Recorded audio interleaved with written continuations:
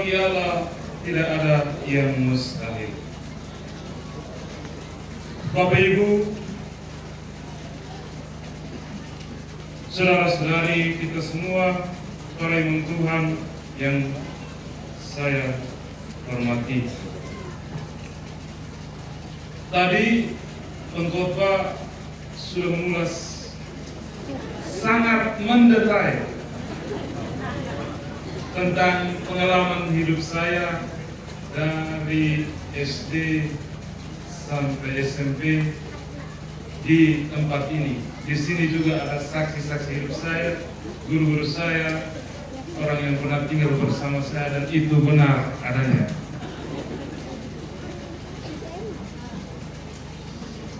Sehingga dalam perjalanan panggilan saya sudah menyiapkan untuk menceritakan sedikit pengalaman di tempat ini, tapi ternyata pengkhotbah sudah mengulas semua. Sehingga mungkin saya hanya menyampaikan sedikit, itu awal muncul panggilan dalam diri saya itu sejak kelas 2 SD. Sudah muncul panggilan itu karena saya senang sekali melihat para imam memimpin perayaan Ekaristi, sehingga saya waktu itu tertarik untuk menjadi imam. Ketika dengan wajah yang polos, saya angkat tangan ketika guru-guru selalu bertanya siapa yang ingin menjadi imam. Dengan percaya diri saya angkat tangan. Dengan spontan semua guru pasti tertawa.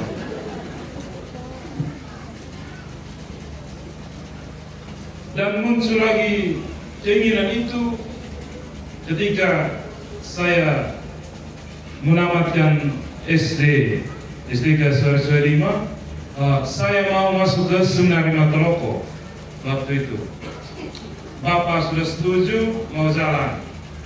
Lalu tiba-tiba mama, besoknya mau jalan, mama panggil saya, suruh baring tidur di dia punya paha. Dia elus-elus satunya kepala. Dia bilang, anak, kalau kau jalan, kau datang lagi, kau tidak lihat mama lagi. Jadi semenjak itu saya putuskan untuk tidak mau jalan. Tetapi panggilan itu tidak hilang. Ketika masuk SMP Vianney, Papa dan Mama ini pikir sudah lupa. Dia tidak mau mungkin masuk ke mau jadi imam lagi. Tetapi tidak. Ketika waktu itu kami kelas 3, Ibu Nela Kedi almarhumah, dia itu yang sangat mendukung kami. Walaupun dia tahu bahwa saya anak yang sangat nakal di SMP itu, tetapi dia sangat mendukung saya waktu itu. Dan kami yang masuk seminari waktu itu kami dari paroki ini ada 4 orang. Satu keluar waktu kelas persiapan, dan 2-nya sudah menjadi imam. 1 bulan depan tanggal 22 ditabiskan menjadi imam. Jadi kami 3 orang itu berjalan sampai ditabiskan.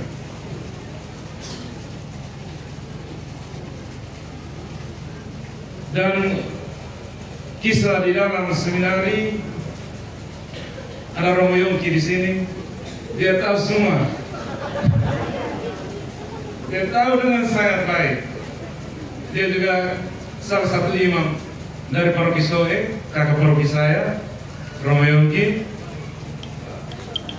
Dia tahu bagaimana kejahatan-kejahatan yang saya lakukan di dalam seminari menengah Santara waktu Kupang.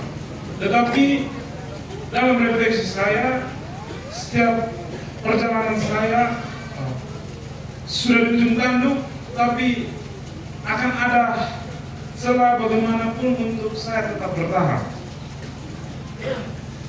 Entah itu karya siapa, tapi saya percaya bahwa itu karya Roh Kudus yang mungkin dia mau memanggil dan memilih saya. Ketika saya beranjak dari seminari menengah menuju ke novisiat, di tempat novisiat juga sama, kenakalan yang sama yang dilakukan. Sehingga dalam perjalanan panggilan saya, sesungguhnya saya berjalan dalam keraguan setiap orang. Karena semua orang merasa ragu dengan pilihan saya. Waktu itu, ketika masuk ke seminari tinggi, saya dididik dengan keras oleh pengkhotbah saya.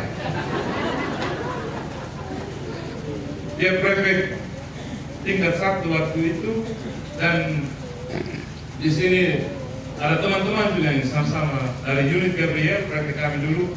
Dia mendidik kami dengan sangat keras, sangat tegas, tetapi penuh dengan jiwa kebapaan yang memberikan kasih sayang yang sangat penuh kepada kami. Prinsipnya bahwa setiap orang yang dia didik, dia tidak akan pernah untuk mengeluarkan orang itu, tapi dia akan mengubah orang itu untuk menuju ke jalan yang lebih baik. Itu prinsip Bapak kami. Untuk itu terima kasih Pak Freddy untuk segala bimbingan dan tuntunan bagi saya. Dan di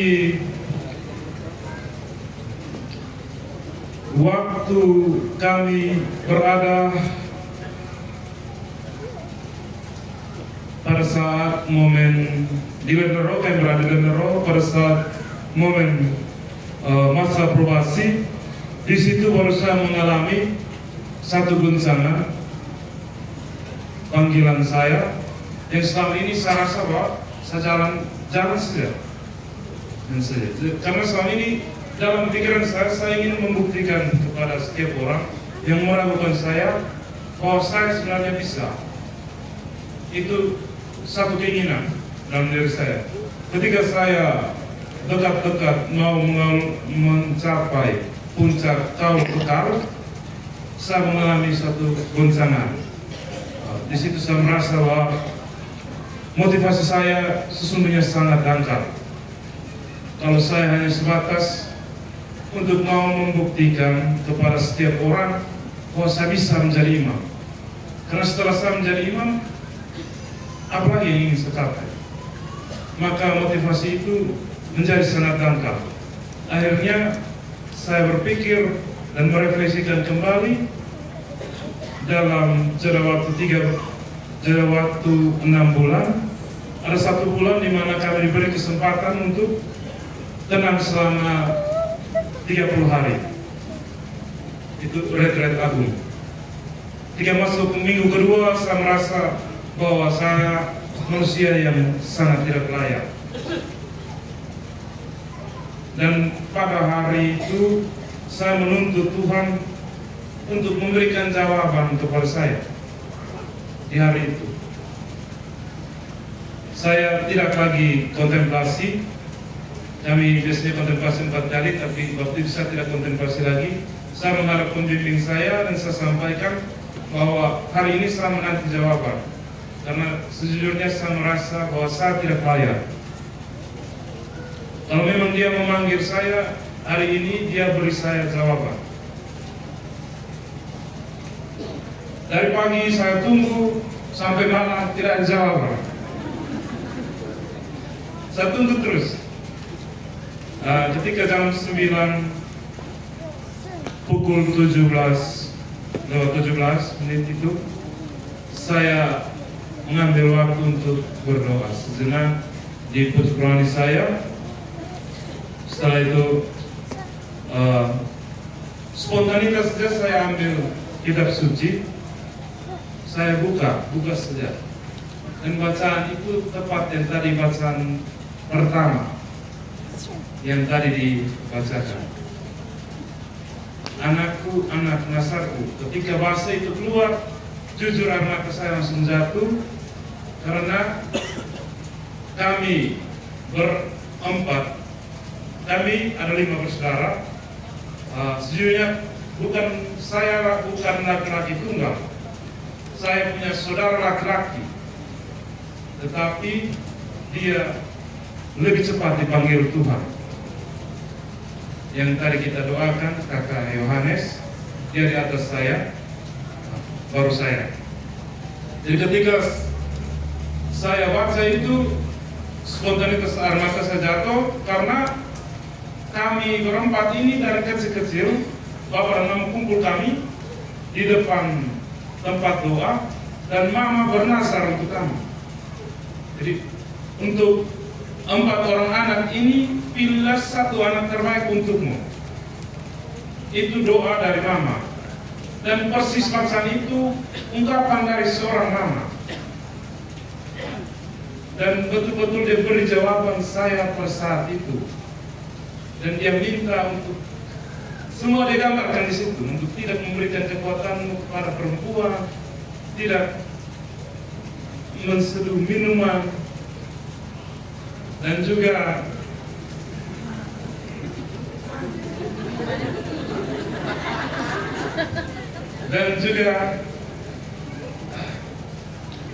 pelayananmu harus bertuju kepada orang-orang kecil. Mulutmu harus bersuara untuk orang-orang kecil. Dalam bacaan pertama tadi, sehingga bacaan itu saya pilih untuk menjadi bacaan pertama di dalam misa perdana saya. Bukan tanpa sengaja saya memilih bacaan itu, karena sesungguhnya bacaan itu yang waktu itu menguatkan saya untuk berlangkah maju, dan saya merefleksikan diri saya bahwa sesungguhnya saya tidak layak, tetapi Dialah yang melayakkan saya dan memanggil saya untuk menjadi imamnya. Yang berikut, ucapan terima kasih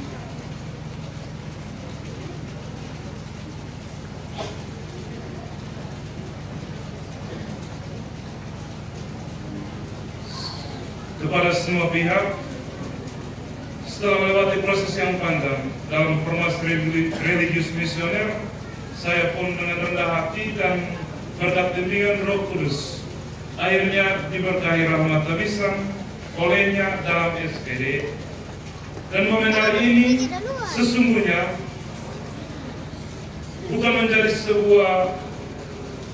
akan menjadi sebuah perjalanan sejarah dan peristiwa yang akan selalu dikenang dan diingat dan diceritakan di kemudian hari. Saya pun sadar bahwa rahmat tabisan dan perutusan misi yang telah saya dan ke-12 teman saya terima pada tanggal 1 bukan semata-mata usaha saya sendiri, tetapi merupakan kehendaknya, dan Ia yang telah menyediakan semuanya bagi kami. Karena itu kami atau saya pun patut untuk bertanggung jawab dengan pilihan saya. Dan dengan penuh kerendahan hati saya sadar bahwa saya tidak memiliki hal yang berharga yang patut saya berikan selain persembahan diri saya dan ungkapan terima kasih saya untuk berbagai pihak yang telah membesarkan dan mendukung seluruh perjuangan panggilan saya hingga titik ini. Terima kasih yang pertama secara khusus untuk Bapak dan Mama saya.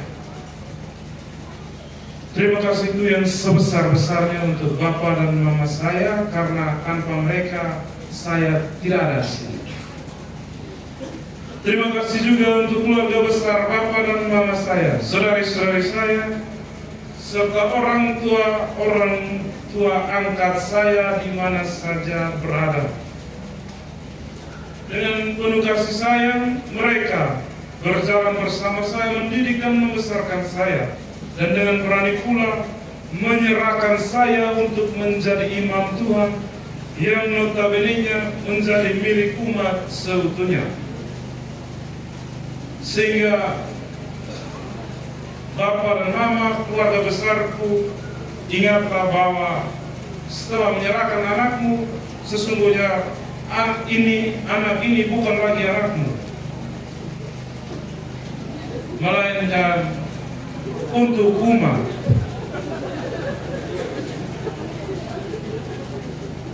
Karena kita beri sesuatu kepada sesama kita manusia, kita beri itu setengah hati. Orang yang terima dia tidak tahu, dia terima dengan setengah hati, senyum lebar. Tetapi kalau kita beri kepada Tuhan dengan setengah hati, dia tahu. Sehingga beri kepada Tuhan dengan sepenuh hati.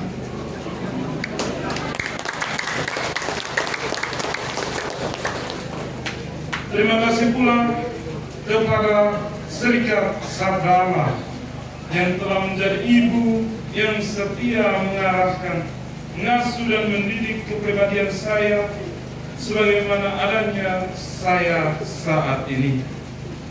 Terima kasih kepada Pater Provinsial SPD Ende, Pater Provinsial SPD Timor, Pastor Paroki Mater Rosa Soe dan Pastor Rekan, dan panitia tabisanku serta imam pengkhotbah yang sangat luar biasa, para imam konselebran, para biarawan biarawati, pastor paroki dan pastor rekan serta umat dari Rian Kemie. Terima kasih untukmu yang sudah datang dari seberang lautan jauh-jauh dari sana. Untuk pastor paroki Romo Andi dan pastor rekan Romo Benyamin Daud, Romo Andi Andreas Fernandes orang Larantuka, Romo Benyamin Daud orang Kedang Lembata.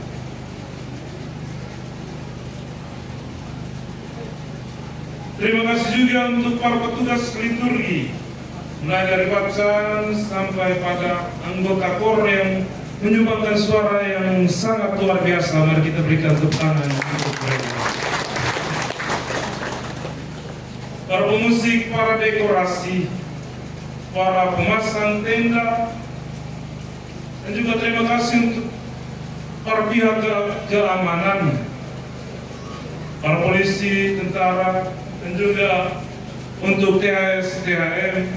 Terima kasih untukmu semua, dan juga terima kasih yang sebesar-besarnya untuk mama-mama dan saudari-saudariku yang menjadi marta dalam perayaan suci ini, yang melayani dari dapur. Sesungguhnya dapur menjadi kekuatan kami.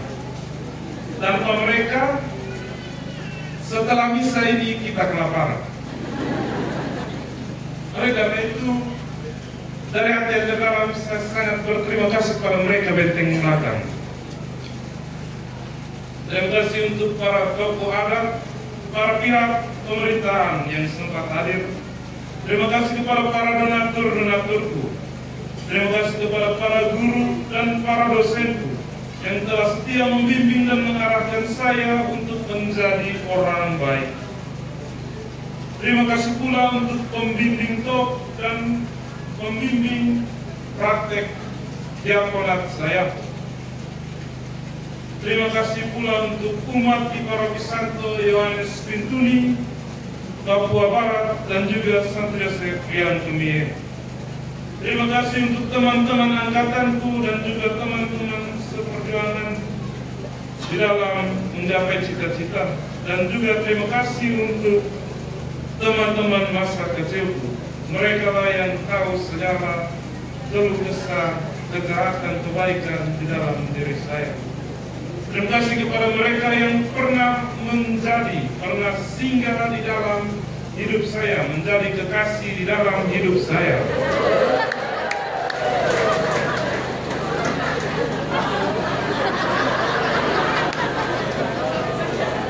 Untuk mereka saya harus berterima kasih, karena tanpa mereka saya mungkin tidak pernah mengalami yang dinamakan jatuh cinta pada seseorang.